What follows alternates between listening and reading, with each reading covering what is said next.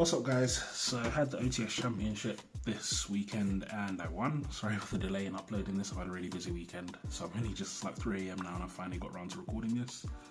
But yeah, I played Rescue Ace Snake Eye. I've seen a couple of people do it, but I feel like my take on the deck is a lot different. My deck is more of a Snake Eye deck with a Rescue Ace engine than the other way around, because the Snake Eye cards are just better. I also got lots of really good pulls, so I pulled a Princess from my entry pack, then I pulled a second from my winning packs and the QCR Vaders from my winning packs as well, which is lovely. So yeah, I had a really good day. But so let's get into the build. So start off with free Ash. Yeah, this card's insane. This card by itself is full Rescue Ace combo, and this card is just does so much. And your opponent has to interact with this. There's no normal summon that's better, and that's another big thing that really helped shape how I made this deck, because obviously I always want to normal summon this. It just does too much. It forces my opponent to respond. Then I play the one Poplar and the one Oak. So Poplar is good as well. So Poplar is not full Rescue Ace combo by itself, however, with any extender it usually is. Oak is just a really good card. For going second, it's insane. Helps you play around Droll, helps you play around Nib. And after turn 1, this is just absolutely cracked. It just does so much. Like this by itself is game, just seeing one Oak. And what you need to realize as well, if you're playing Rescue Ace Snake Eyes, like these are just all better copies of Hydrant. Hydrant is not a good card. I've been saying it for a while, where Hydrant's only good when it's special summoned from the deck. You don't ever want to normal summon Hydrant. This applies in pure Rescue Ace as well. So these are just all better copies of Hydrant, functionally speaking, which is what made this really effective for me. Like I was playing the best deck. I just happened to have a couple of extra Rescue Ace cards. And so my Rescue Ace package was really tiny. I played one Airlifter, one Preventer, one Hydrant, and one Turbulence. So yeah, card everything. The thing is, all the Rescue Ace cards are bricks, and the biggest problem with Rescue Ace is bricking. And so really, I just was really strict with myself, and I said I want to minimize the biggest weakness of Rescue Aces, which is bricking, and I want to maximize the strength of Rescue Ace, which is Turbulence resolving. And so, yeah, Airlifter is definitely cuttable. While it is a good normal summon, you have enough normal summons. I just didn't have Free Witch, to be honest. That's the reason why I played it. But it's definitely cuttable. It's still a good normal summon, but it's not as good as Ash. It does not do as much as Ash, especially because I've cut another card. Turbulence, obviously, you have to play it. This card is just cracked when it resolves, but I only ever summoned it. I only summoned it like twice during the day, because I was getting stopped before then. But again, what's really great about this deck as well is that in Rescue Ace, if you get stopped on the way to Turbulence, sometimes your board is mediocre. But with Snake Eye Ash, if you get stopped and it's not like an Imperm or a Veiler or something, you can still make pretty crazy boards, even though you didn't get to Turbulence at 4. But actually, I got to Turbulence more than twice, but the times I set Turbulence, it was insane, because I just had these cracked boards my opponent couldn't do nothing about. But yeah, and then you play one Preventer, one Hydrant. Now, post side, these are the only 2 Rescue Ace cards I kept in, and these were absolutely insane. Like, I've been saying for a while that there's maybe a world where even in pure Snake Eye, you just play one Hydrant, one Preventer, because this is 3 bodies by itself. And so if I already had access to Turbulence and I didn't need to search it off Hydrant, I'd search Preventer, because you normal summon, obviously, you normal summon this, link it off, Preventer, link those 2 off, you get any link to you want, and then Preventer summons back, which is 3 bodies. So this is also a game by itself, and it kept coming up. So yeah, these cards are absolutely fantastic. Then next up, the one Flamberge, and I was playing 2 Witch. I've let one Witch to my friend, which is why it's not here, but I was playing 2 Witch. Again, I wanted to play 3 Witch, but I couldn't find a 3rd Witch in time. But yeah, the Flamberge is just a really good card. You only need 1 in this, because just the second didn't really come up that much. Like, I drew this occasionally, but what's really OP about the field spell is it can set it from like anywhere, so it doesn't matter. But yeah, this card's just cracked. It just does so much. Outs threats, summons bodies, protects you from nib. Like, I got nibbed and stuff like every game, but it just didn't matter. This deck, the Snake Eye cards play through hand traps really effectively. You just have to like know and sequence your plays in a way where it's like you either don't lose to hand traps, or if your opponent hand traps you, you force them to trade like 2 hand traps for 1 card, or 3 hand traps for 2 cards and stuff like that. Then the hand traps I just played 12. So I played 3 nib, played 2 Veiler and 1 Warner. I wanted to play 3 Veiler, but I couldn't find my 3rd gold Veiler, so I just put Moon instead so I could keep the gold hand traps rocking. I played 3 Ash and I played 3 Imperm. So the reason why I didn't main deck Droll is 2 reasons. Firstly, Droll's not good against every matchup. And even against Snake Eye, I don't actually really like it, because you neg a card from your hand, but they still end on enough interruptions that it's hard to kill them. And so sometimes, like, Droll is good against Snake Eye, don't get me wrong, it's in my side deck, but a lot of the times I wanted to maximize the effectiveness of my hand traps working together, and the best combination is Nib plus all of these. All of these cards are very good when you have Nibiru already. Droll doesn't combo well with Nib. And so that's why I just went with the most consistent, hits the most decks, and then these all mean that if my Nib resolves, it's just game. And yeah, my Nib was just doing so much because yeah, it's a lot of the times I would let my opponent play and I'd just let them play until I can make sure I maximize the effectiveness of that Nib, because yeah, when you slap down that Nib, it's just really unfair for your opponent. Another thing I'd say as well is that there were several times where I let my opponent combo turn 1 and it wasn't until turn 3 that I used the Nib. I just held it, because it's even on turn 3 sometimes, if you can out Snake Eye boards, they have to overextend to kill you, and then you just Nib them and you win. So yeah, this card's fantastic. Yeah, 12 hand traps. Then, so for the spells, so you have the original, called by 1/1. This card is really good. I didn't used to play it before, but I really like it now. One of the things that did help is, in this obviously, in my Rescue Ace builds I was playing loads of spells.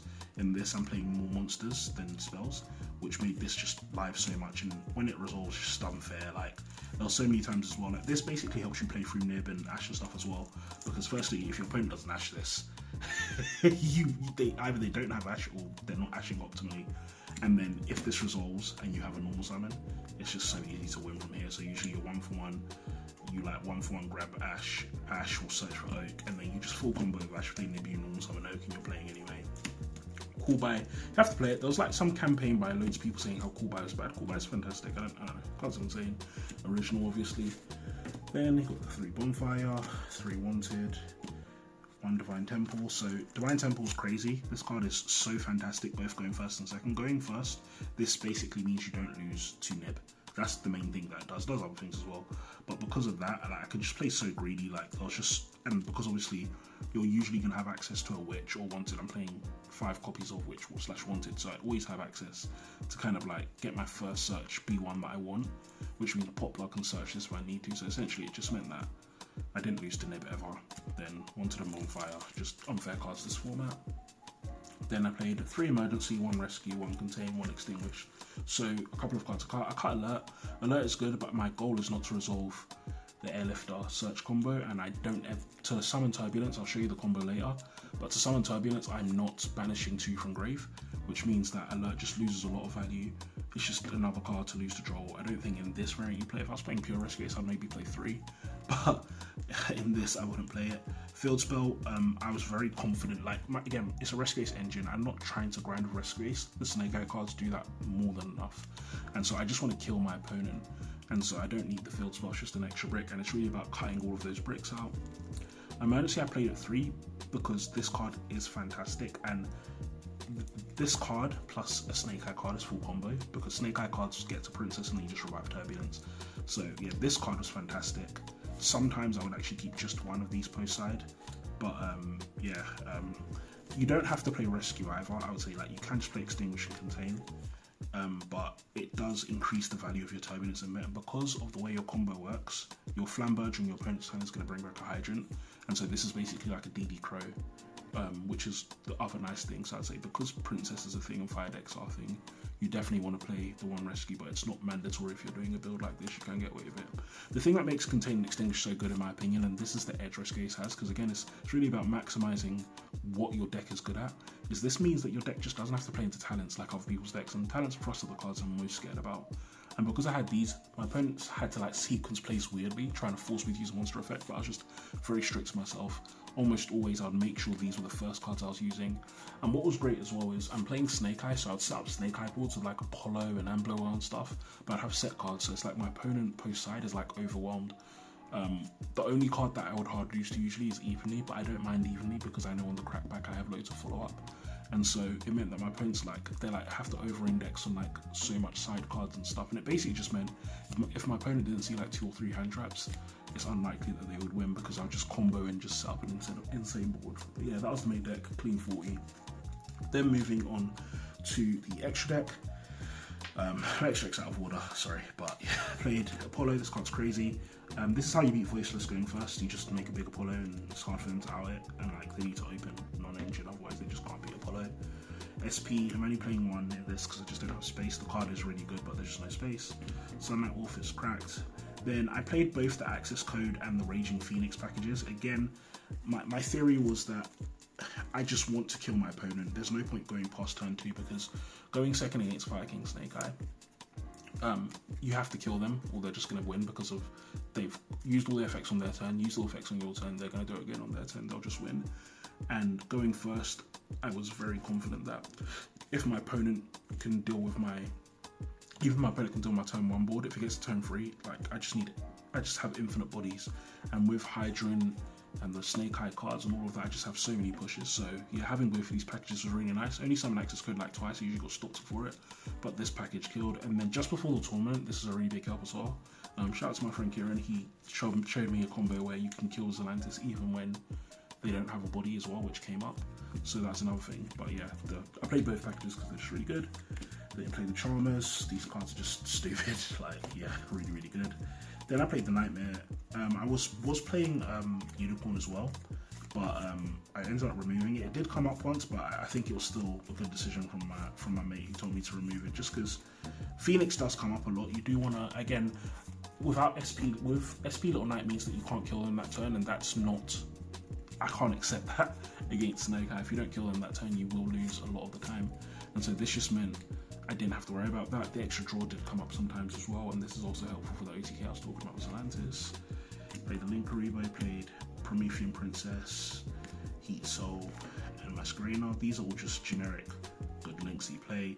I didn't really ever end on Masquerena, to be honest, and this is probably the most cuttable. Like the Flamberge combo, I think I did like once to put, but I was usually just putting SP straight in the zone, because the problem I had is when you put Masquerena, it forces you to play into talents quite hard, because you have to Masquerena, you make your SP, and then it's like they're gonna if you make Appaloosa, they just take it, for example. So I don't want to make, if I'm making Appaloosa, I just want to make it on my turn straight off and then pop it with my own Extinguish.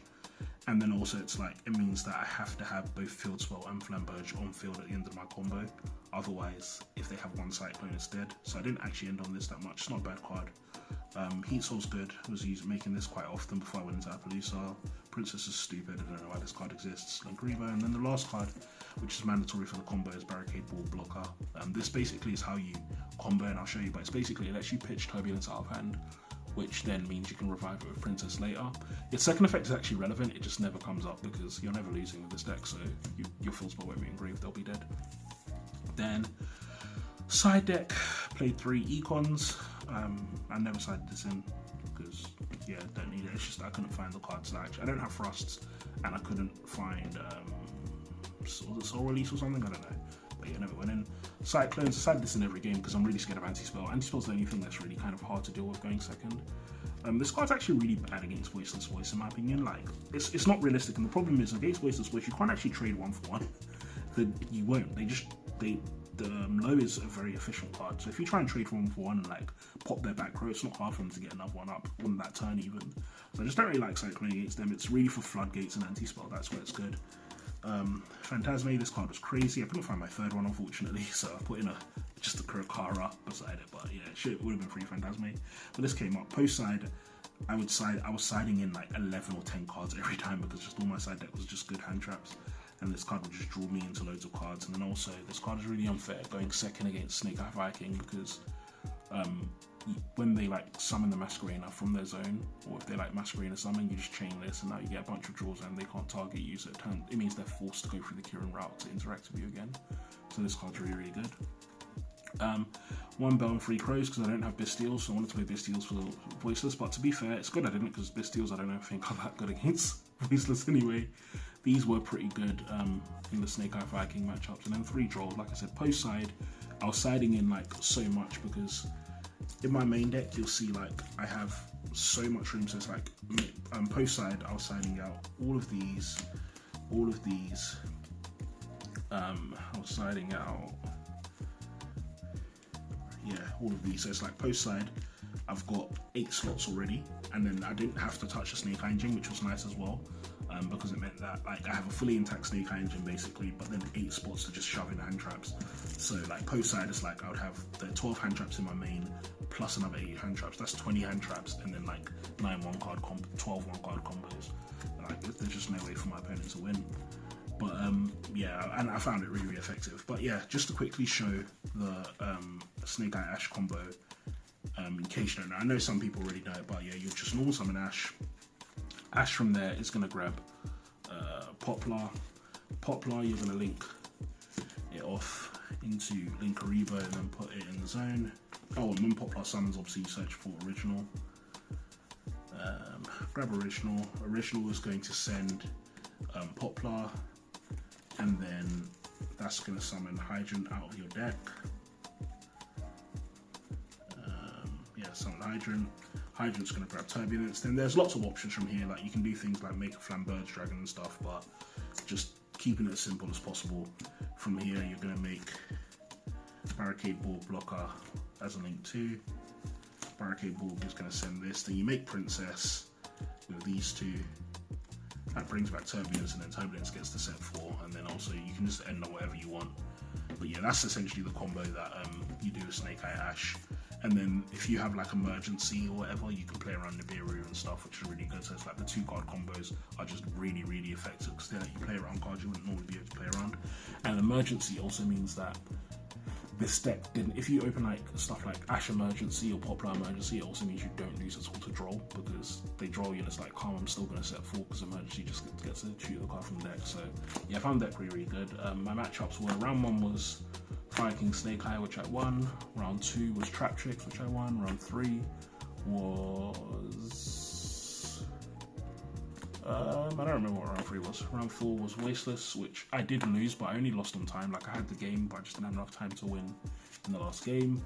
Then last round was against PK. Oh, round 3 was Snake Eye again, Fire King Snake Eye again, I won that. So yeah, like, I do think this deck is really good. I don't know if I'm going to still play Rescue Ace this format.